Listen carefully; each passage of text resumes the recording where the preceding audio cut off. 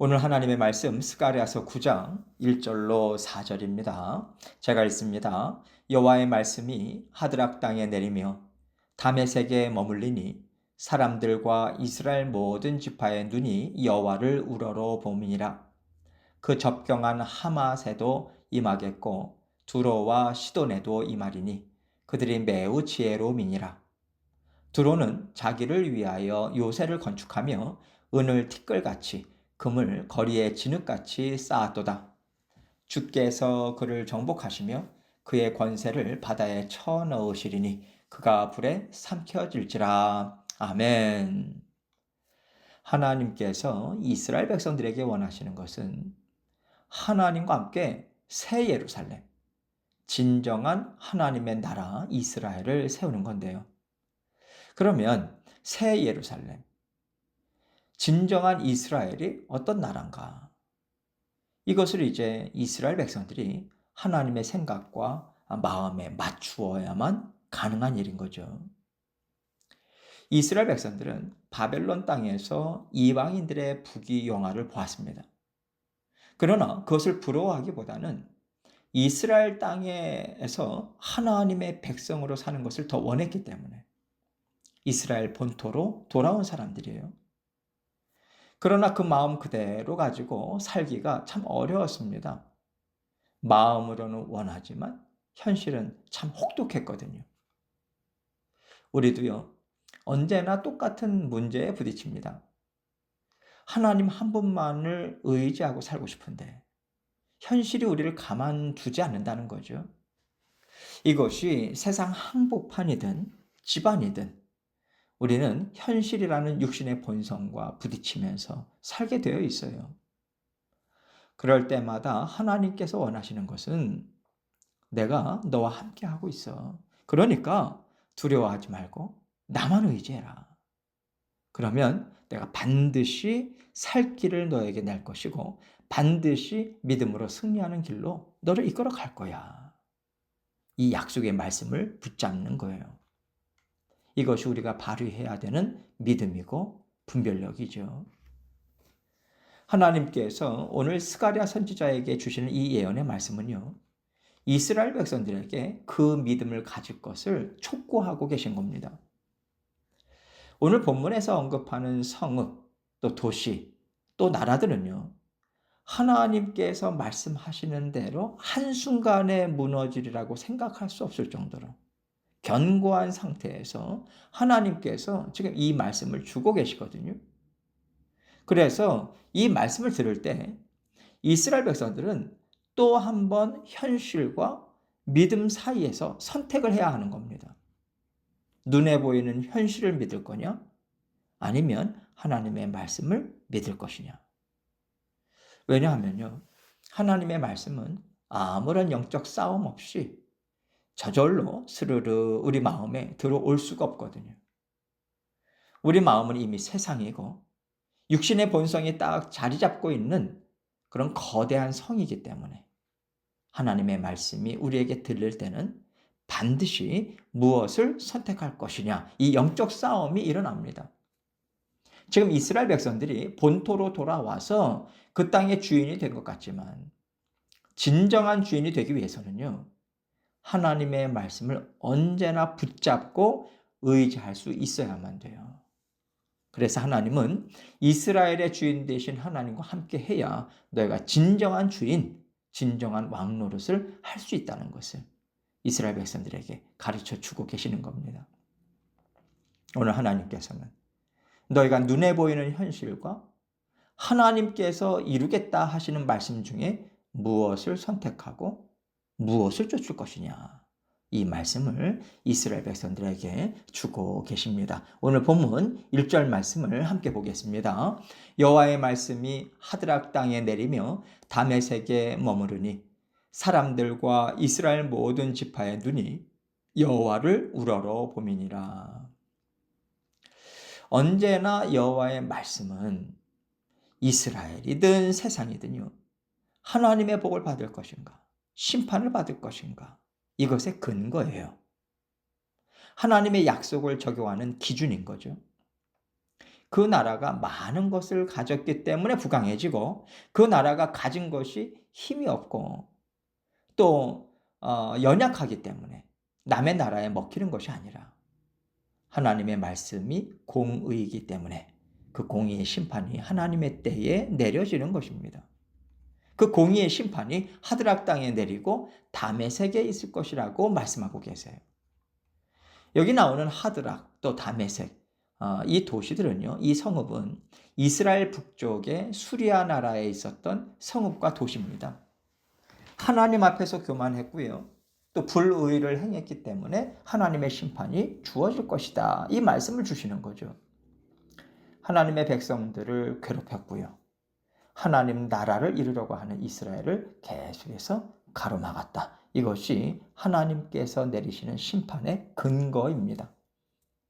하나님께서는 이 심판에 대해서 미리 말씀해 주셨고 나중에 이 말씀 그대로 이루어지니까 그 땅에 내려지는 심판으로 인해서 주변의 이방 사람들뿐만 아니라 이스라엘 모든 백성들도요, 하나님을 우러러 보게 된다는 거예요.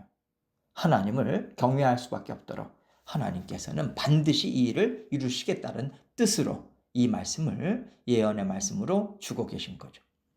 2절과 3절을 보겠습니다. 그 접경한 하맛에도 임하겠고 두로와 시돈에도 임하리니 그들이 매우 지혜로움이니라.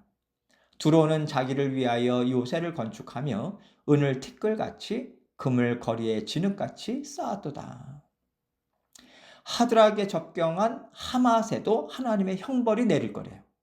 두로와 시돈이 지혜로울지라도 똑같이 하나님의 공의의 심판이 있을 것이다. 이 말씀하시는 거예요. 하맛은요, 다메섹과 더불어서 수리아의 대표적인 성읍들 가운데 하나고요. 이스라엘과 여러 차례 분쟁이 있었어요. 또한 두로와 시돈에도 이 말이니 그들이 매우 지혜로움이라 이렇게 얘기하시는데 여기서 매우 지혜롭다라고 하는 것은 그런 긍정적인 의미는 아닙니다. 세상이 자랑하는 지혜라고 하는 것을 우리는 알 수 있어요. 왜냐하면 하나님께서 그 지혜로 인해서 심판을 내린다. 이것을 지금 이야기하고 있거든요. 두로와 시돈은요, 해상무역을 통해서 번영을 누렸습니다. 항해술, 또 염색기술, 상업술, 굉장히 뛰어났거든요. 뿐만 아니라 두로는요, 해안에서 무려 800m 정도 떨어진 그 섬 통째를 아주 요새화시켜 버렸어요. 거기에 모든 불을 쌓아놓고요, 견고하게 세워서 어느 누구도 우리 건드리지 못한다. 아주 뽐내면서 교만하게 살았습니다. 그런데 그들이 어떤 운명에 처하게 되는가? 4절을 보세요. 주께서 그를 정복하시며 그의 권세를 바다에 쳐넣으시리니 그가 불에 삼켜질지라. 아무리 두로가 난공불락의 요새를 만들고 은을 티끌같이 금을 거리에 진흙같이 쌓아놓았을지라도 하나님께서는요, 공의의 심판을 통해서 하나도 남기지 않고 다 무너뜨리겠다. 이 약속의 말씀을 지금 하고 계시는 거예요. 그 말씀 그대로 이루어졌습니다. 이제 페르시아 제국이 무너지고요. 헬라 제국이 이제 세계를 제패합니다. 헬라 제국에 의해서 페르시아 제국은 무너지고 헬라 제국을 세운 왕이 알렉산더 대왕이죠. 이 알렉산더 대왕이 두로를 완전히 쳐부수거든요. 해안가에 있었던 성읍들을 이 알렉산더 대왕이요, 다 허뭅니다. 벽돌이라든지 진흙, 벽돌이라든지 흙들을 다 취해요. 그래서 지금 장장 800m나 떨어진 그 섬, 여기에 요새를 만들었다고 그랬잖아요. 거기까지 바다를 메꿔버립니다. 방파제를 놔요. 그것도 높게. 그리고 난공불락과 같은 그 섬을 7개월 동안이나 공격합니다. 방파제가 쭉 뻗어 있으니 얼마나 무기들이나 이런 것들 싣고 나가기가 참 유리했죠. 그래서 완전히 무너뜨렸고요. 그 도시를 완전히 다 불태워버립니다. 여러분, 이 말씀을 통해서 하나님께서 이스라엘 백성들에게 주고 싶은 메시지가 무엇이겠습니까? 다 헛되고 헛되다. 이 얘기 아니겠어요? 지금 이스라엘 백성들이 우리는 가진 것이 없다. 이것으로 슬퍼하고 주저앉아 있을 필요가 전혀 없다는 거예요. 하나님의 공의의 말씀을 붙잡고 하나님과 함께 살아가고자 너희가 애쓰면 반드시 너희를 살리겠다고 하나님 약속하셨잖아요. 성읍의 노인들과 아이들이 흘러넘칠 것이고 평안하게 뛰어놀고 담소를 나눌 수 있는 그러한 더 평안한 시대 하나님께서 주시고 모든 필요도 채워주셔서 풍성하게 누리게 하시겠다. 그 약속해 주셨지 않습니까?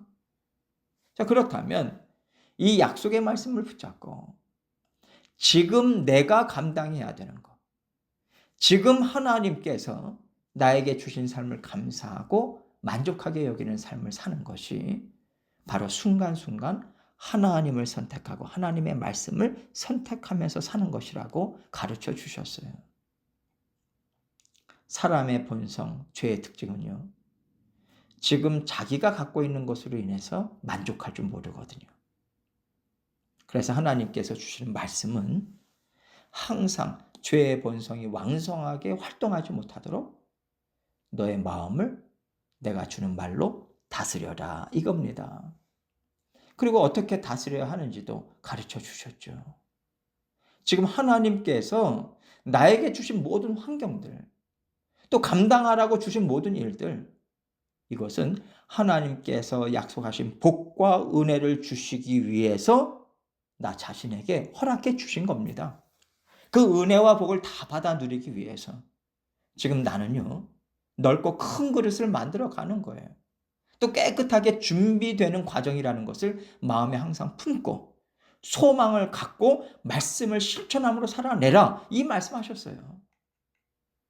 그럴 때 우리가 다른 사람이나 세상이 흥청망청 즐거워하는 것들에 마음을 뺏기지 않을 수 있습니다. 이것을 분별하는 지혜와 믿음을 가지라고 하나님께서는 지금 스가랴 선지자를 통해서 이 예언의 말씀을 주고 계시는 거예요. 이스라엘 백성들이 그토록 부러워하고 두려워하는 이방 나라들의 끝이 오늘 하나님께서 주신 심판의 말씀처럼 되어진다면 이스라엘 백성들이라고 이스라엘 나라라고 다르겠습니까?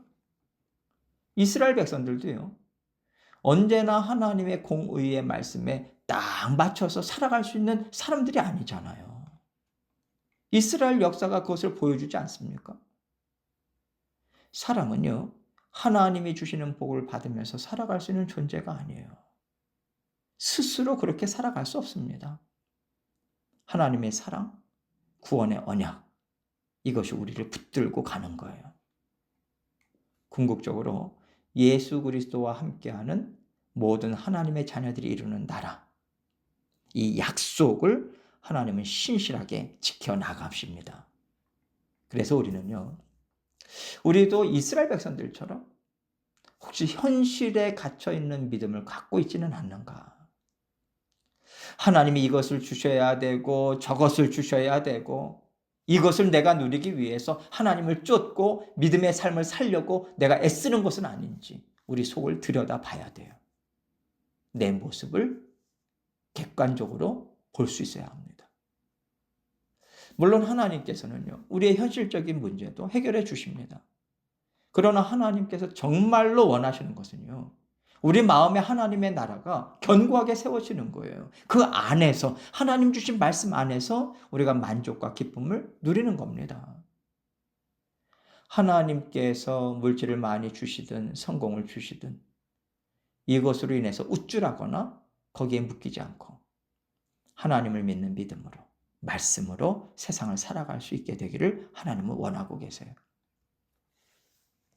이스라엘 백성들이 이 하나님의 뜻을 잘 이해했을 때 진정한 복을 받아 누릴 수 있게 되는 것입니다. 그러나 이 믿음의 삶을 사는 것이 쉽지는 않아요. 항상 분별해서 영적인 싸움을 싸워야지만 누릴 수 있는 복이라고 하는 것을 이해하시고 하나님이 주시는 약속의 말씀을 우리는 적용하면서 살아야 됩니다. 절대로 저절로 우리 안에 들어오지 않기 때문에 하나님의 말씀이 내 마음이 되고 내 생각이 되어서 언제나 만족할 수 있도록 우리 마음에 길을 내야 돼요. 세상은 세상의 것을 붙잡고 살아가고요. 하나님의 자녀들은 하나님의 말씀을 붙잡고 살아가서 어떤 것이 더 강하냐? 어떤 것이 영원한 생명을 주느냐? 이것을 하나님의 때에 끝날에 세상은 반드시 보게 될 것입니다. 그때까지 인내하는 사람들이 진정한 승리를 맛보게 될 거라는 하나님의 말씀을 믿고 살아내셔서 승리의 기쁨을 누리시는 저와 여러분이 되시기를 주님의 이름으로 축원합니다.